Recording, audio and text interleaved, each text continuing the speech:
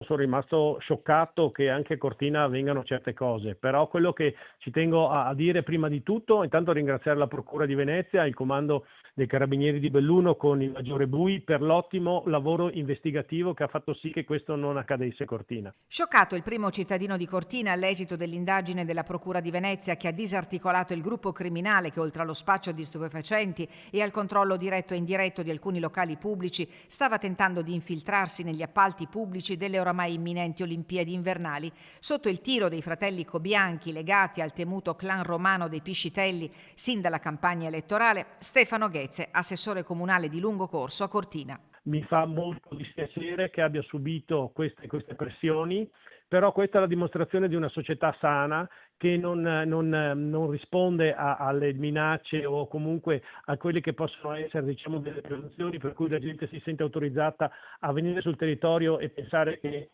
si possa condiscendere a delle cose che non si possono fare, e quindi questo è un messaggio forte. A Cortina non si attecchisce, non attecchisce la malavita. Leopoldo e Alvise Cobianchi si erano avvicinati a Ghezze in qualità di imprenditori capaci di influenzare le elezioni amministrative in cambio dell'ottenimento di appalti per i lavori preolimpici. A elezioni avvenute, il clan aveva inviato a Ghezze, tramite un dipendente dell'azienda di cui è titolare l'assessore, un messaggio minatorio in cui reclamavano l'assegnazione di lavori.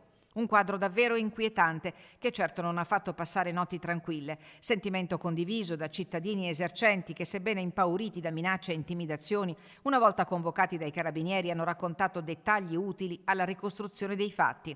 Fatti sui quali interviene con fermezza il presidente della regione Luca Zaia. Se si è verificato questo vuol dire che i sistemi di controllo funzionano.